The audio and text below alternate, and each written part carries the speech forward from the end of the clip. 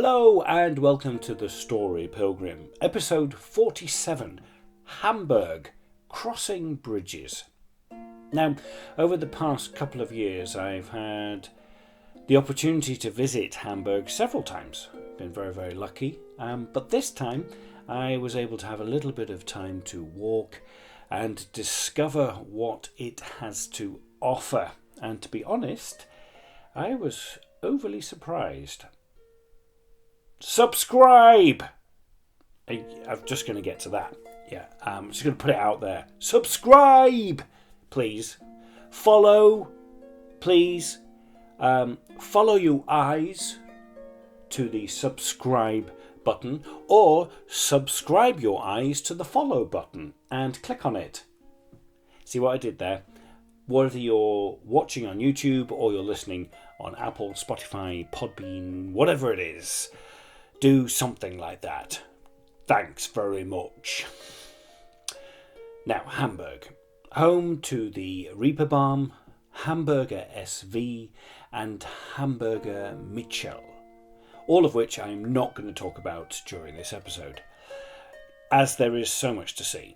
There's even a place that I really geeked out about, and I'm a little bit embarrassed that I did, but no, I think you will too, because it's just so much fun.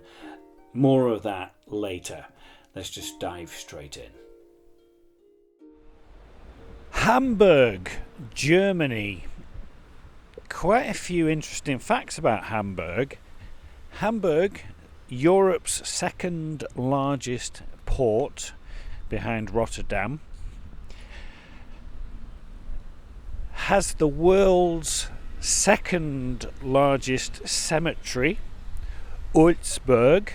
I'm probably pronouncing that wrong. I'm going to probably pronounce quite a few names wrong as we go along.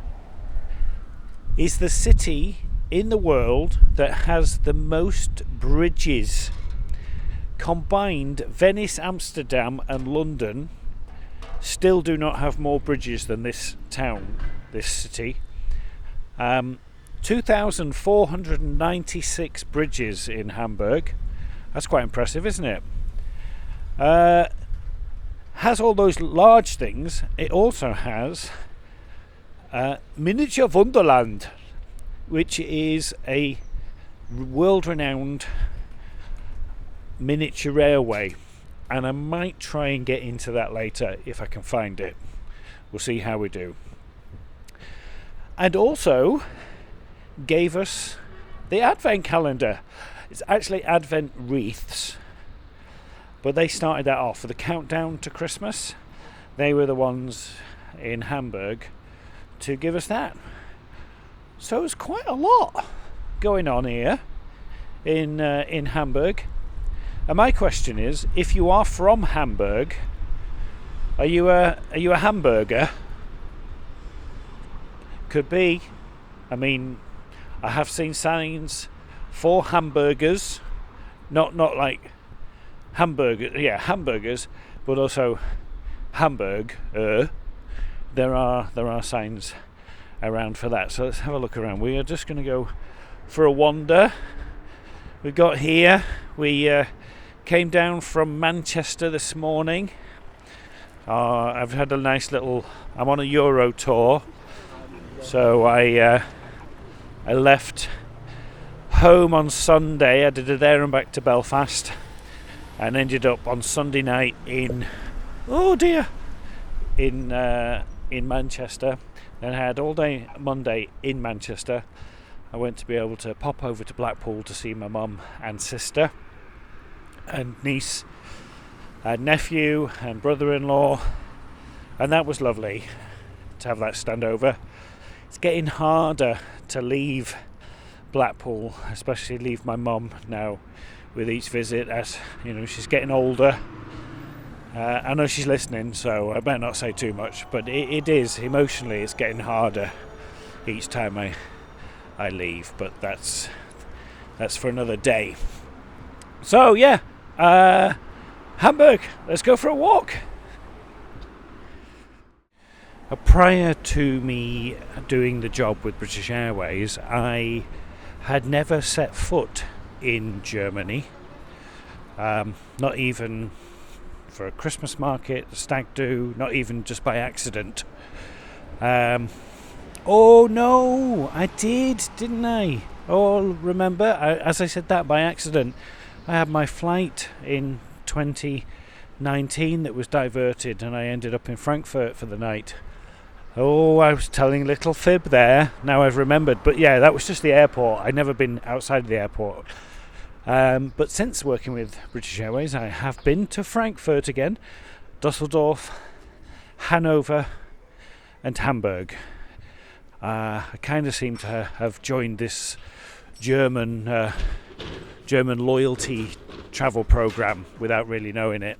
And I find myself here every couple of months.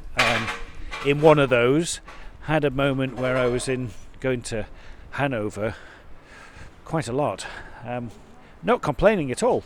Really love it. I love the classic German efficiency, the ever dry wit that you basically you need to make sure you're carrying a bottle of water with you all the time, because their wit is so dry. Sense of humour is brilliant. And I thoroughly enjoy it. I really do. It's not that far away. I mean, it's an hour flight from here. Hamburg. On the flight over, we had Mr. Ryan Reynolds in club. I was working down the back, so I didn't get a chance to really talk to him. But the IFM did. And she said he was absolutely lovely. He left his jacket. So, Ryan, if you're listening, we left it at... we tried to run after you and catch you up. He's at a conference here, OMR. He's talking at a conference. We tried to catch you up. Oh, look, nice little cute stuff. But you had already gone, and he's flying back to New York tonight. So we've left it at our BA desk, lost and found. It's right there. It's a very nice jacket. I hope you get it. But this will be published well after the fact. Okay, so look, here we go. We got a little shop here. Pet Shop Boys. My connection with the Pet Shop Boys is very tentative. Went to school with Greg Lowe, brother of Chris Lowe. I might have told you that story. Anyway, yeah, I'm loving Germany, and yeah, there's lots to see. One thing that I forgot to mention when I was talking about Hamburg and what it's famous for, the Beatles. The Beatles came to Hamburg and honed their skills, their craft here before they, became really famous. So they spent time here in this city and used the inspiration to give us what they gave us, and still give us in their music. It does have a really gritty, artsy scene here. The times I've been before, it does have that feeling of like, it's got the industrial. I mean, most port cities are very working class, very down to earth, very, very real. And you can see how that can inspire artists' creative minds. Dog having a poo. Yeah, that's a big dog, isn't it? That's a big poo. She needs a big bag for that. Ooh. Anyway, yeah, the Beatles honed their craft here. Thank you, Hamburg. There is a lot to Hamburg, and it is known for quite a lot of things. Tons of history, and it's really well laid out, and there are plenty of places to walk. I've come down here to the lake, Außenalster Lake, and it's very serene. It's very one thing I find about Germany is it's very considered.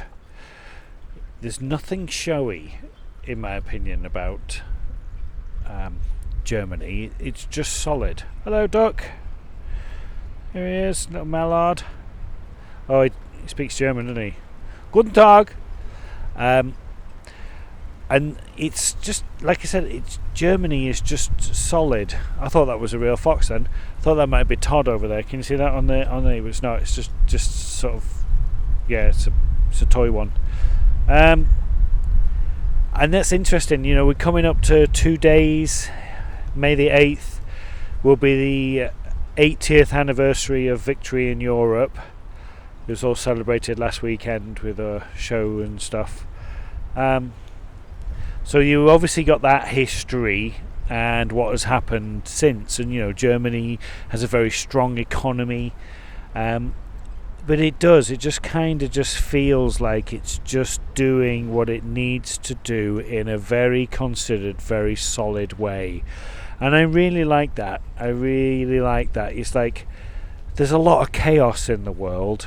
And I'm not saying that Germany is, you know, without its problems, because of course it does, everywhere does.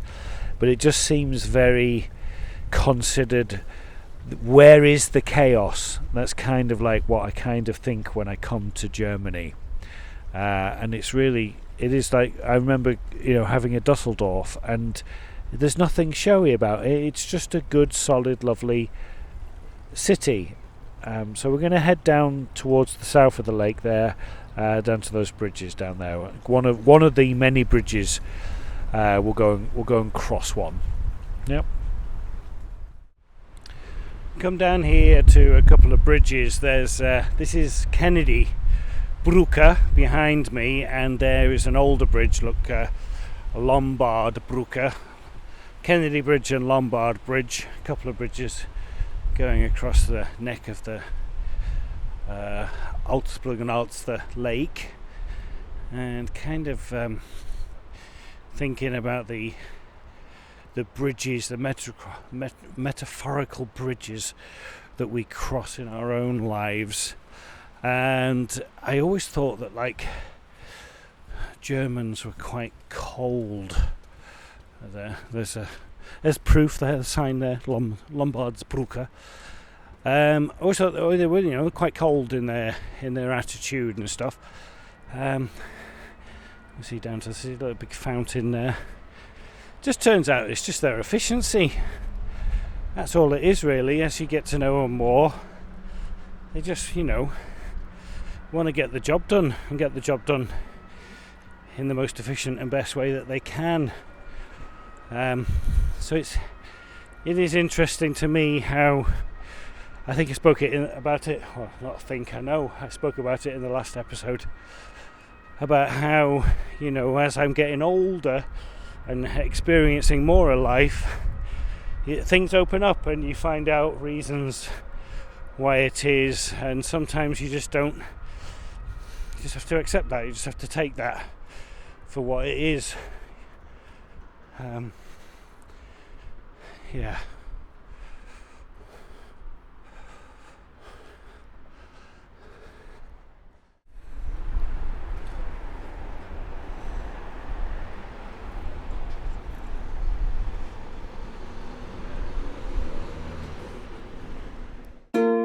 That TV tower in Hamburg is it dominates the skyline, and it is a great point of reference if you start to get lost. I didn't get lost, but I was enjoying the many different areas that Hamburg has to offer. That across the road there is Hamburg's State Opera. We are in an area called Jungfreistieg, and it's a very opulent area. Look, there's opera across there. There's just a bar. There's nice bars. I've just stepped away from the lake. Oh, I'm going to get run over. And this is one of the more like showy-offy areas. There's some lovely restaurants down by the lake there. I mean, look, even the trees are square, but it does it in a way of not in a big show-offy way. It's just like, yeah, we are doing this now, I remember when I first came to Germany in Frankfurt, and I went down to the bar in the evening, and I said to the barman, I'd like a beer, what beers do you have? And he goes, if you have this one. I said, what other beers do you have? He says, you only need this one. And he was right. I only needed that one beer. It was great. It tasted great. It was a local beer. What more did I need? And it kind of does it. Germany kind of does that in a way of like saying, yeah, it's fine. It's okay.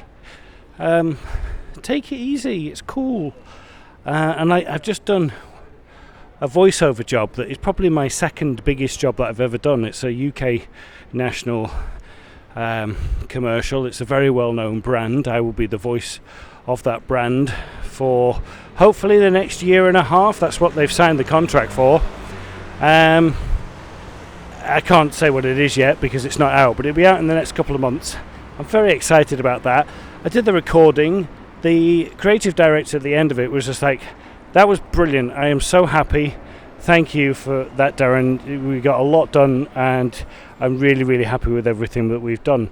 But even since then, my imposter syndrome, look at that. Look at him riding his bike. He's like ready to go. Can you see? He's got flowers in hand. He's got his suit on, and he's off for his date or whatever he's off for. He might be just going to see his mum. That's okay. That's good. But I'm always like, oh, what happens if they didn't like it? What happens if they decide to do somebody else? And all of this negativity comes in, and it's all about, just wanting to be liked and want somebody else to go, no, you did a great job, you did really well. It's like, why? I do need that, but I don't need that. So stop doing that, will I? Can I stop doing that, please? And it's another thing that I like about German. I mean, I wish I could just speak the language. Look, Stradbacheri. I got a bit of a in there, didn't I? I mean, it's just a bread shop. It's just a bakery. It's a really good. Some of that bread looked really good. All right, donuts. Hannibal's donuts. I wonder what's in them. Okay.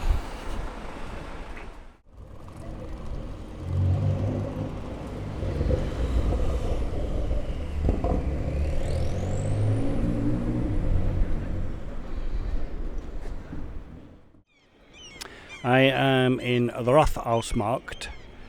It's the city square, and that is the city hall. Look at it! It's massive! It's huge! Yeah, I mean, but it's there doing its thing. Look at it! Look at it! Yeah, it's Gothic, it's stone, it's got a green roof, it's just massive! But it's just doing its thing, and that's what another thing that I love about Germany is, yeah, it's got history. We've got history. The UK has history. We can't tend to romanticize our history, but obviously it's kind of a different history, isn't it? It's not a different history, more recent history. Go back, they've got a lot of history back there, but they're just not that nostalgic about it. They kind of just shrug it off. And there's kind of something powerful in that. We tend to be a bit more like, ooh, and we've got a lot to answer for, us Brits, as do the Germans. But they kind of, like I said, they just kind of shrug it off. And like I say, yeah, there's something powerful in that shrug. But yeah, look, St. Michael at one end and somebody else at the other. I can't tell who that is because I can't read it. My eyes. I need my eyes done. But yeah, really cool. And look, they kind of got knobbly trees in here. They kind of want to be square, but they're just knobbly. I've got knobbly trees. The Hamburg Rathaus. I added the rolling of the R in there. Built between 1886 and 1897. 97, yeah. Neo-Renaissance with a element of Renaissance, Gothic and Baroque styles in there too. Contains 647 rooms, and I didn't go into one of them because my time was limited. And there was a place that I kind of referred to at the start that was highly recommended, and I really wanted to go. So I headed off in the direction of Miniatur Wunderland. You come in and you walked in through like a big cafe, big gift shop and everything, and then in we go, and immediately we are presented with all of the people that are doing the work,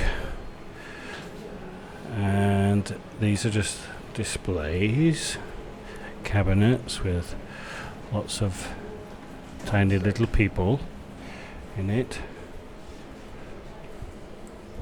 We have lots of cars and trucks and stuff. Look at all these people quietly working away on their little things, that whatever they're doing. I don't know. Want to buy a t-shirt? Countries of origin of all the Wonderland visitors. Oh, it's got. Oh, yeah. They did ask me where I came from when I came in, so they're clicking that. So they are taking note of that. Very, very German in that. And we're going to come over here, and we're going to see. Oh, there's a concert going on.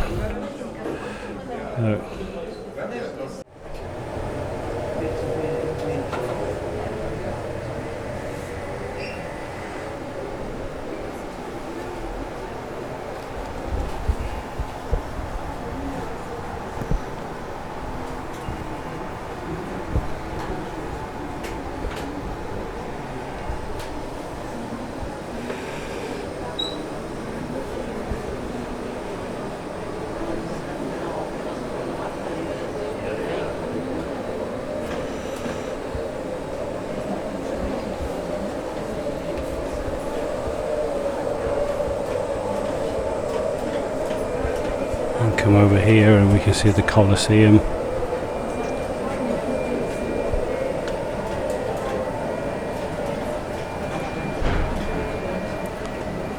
There's the Vatican.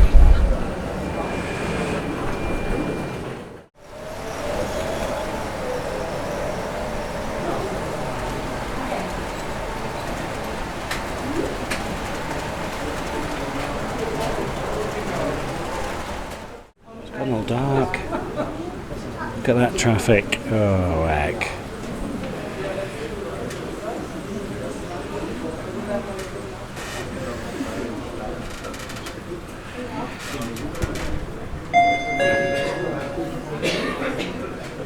Liebe Gäste des Miniatur Wunderlandes, im Interesse der anderen Besucher möchten wir Sie bitten, Ihre Rucksäcke, Taschen und Kinderwagen einer Garderobe abzugeben oder unsere Schließfächer zu nutzen. Die Schließfächer befinden sich im zweiten Stock hinter unserem Restaurant. Die Schließfächer sind kostenlos, Sie benötigen lediglich Einkauf. Oh, heck. There's going to be an eruption. Oh, look at that lava coming down. Can you see it? Oh, heck. Never experienced a volcano erupting before in my life. It's very slow. So, just waiting for it to clear off. Oh, Swiss, they're all leaving. There he goes. Oh, there's somebody coming in. Is there somebody coming in? Oh, there is somebody coming in.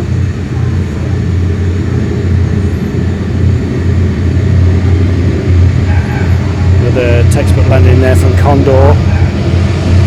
Well done, Condor. They're all landing. Air France is taking his position.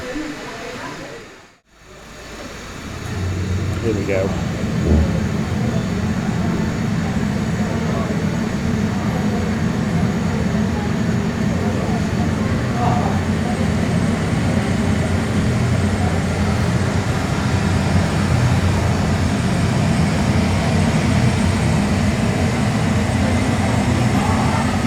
Textbook. And through he goes, never to be seen again. Amazing. This is the control centre. Look, they are controlling all the trains, and look, even one of them's got a camera on it so they can see it going through. That must be really cool. They've got all the cameras and stuff that they can see everything. But he doesn't look too happy, does he? He's not having a good day. Oh no, it's all control. It's gone out of... It's all just not happening very well. Oh, poor lad. But these two, they don't care. Alright, he'll be fine. It's really fun. Look at that. Look at all that system on there. Constantly monitoring it. But he's just had it off. He's just not having a good day. Oh, heck. We've got a lovely sunflower field here. And there's an angel flying over it. And what's going on down there? What's happening there? How did they get in there? And what are they doing? That's brilliant. Or there's some just little bizarre little things like that. Like there's a UFO up there. I don't know if you can see. Where is it? It's up here. So, where is it? There it is. So I don't know. That's the thing. I can't see. There it is. The UFO. Just it flew down a minute ago. And you got all these people having a summer thing, and then I'm not quite sure what that is on the raft with him at the front there, right in the middle. I don't know what that is. There's a man and something. I don't know what it is. There's a lot of things going on. Little bizarre little stuff. And then if we come over here, look, we've got a fairground with all the little... Look.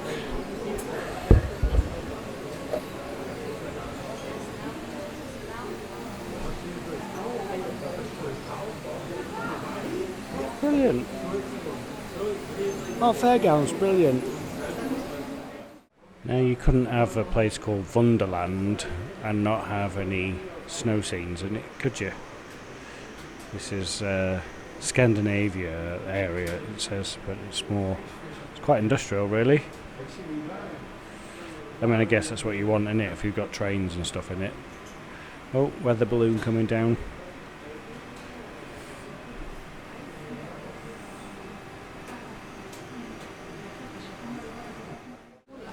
Las Vegas at night. What more do you want?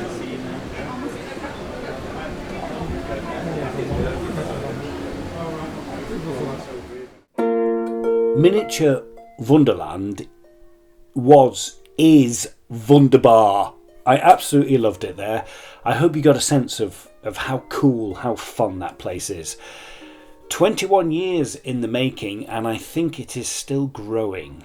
The detail that they have, the cheeky little things that you can find that they've added, it makes it well worth a visit. That is the best €20 that I have spent in quite a long time. After all of that, I needed a sit down and little refreshment. So I have my flat white, my croissant, my little heart biscuit, look at that. And I'm sat in this lovely quiet square in Hamburg. The sun is shining. I've been up since 4 o'clock this morning, but it's all good. I'm going to have to get up at 4 o'clock tomorrow morning, but it's fine. And I feel like Germany is kind of telling me that everything's going to be alright.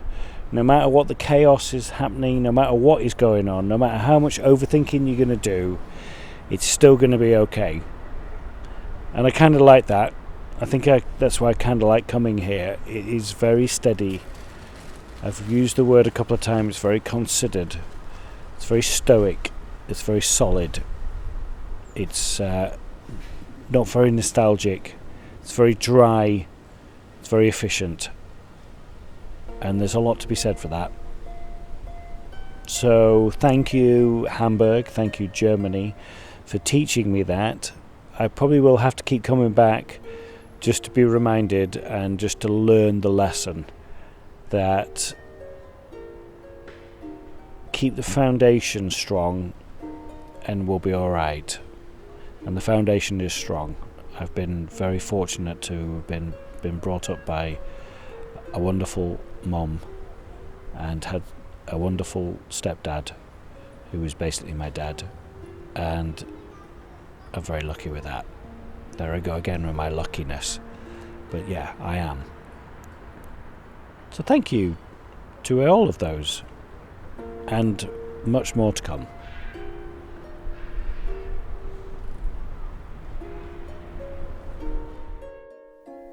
What did we learn from Hamburg?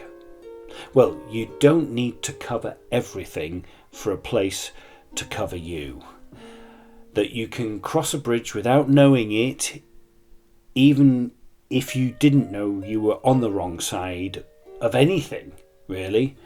And that sometimes the thing that leaves you the biggest impression is a tiny little plastic man paddleboarding in the middle of Miniatur Wunderland.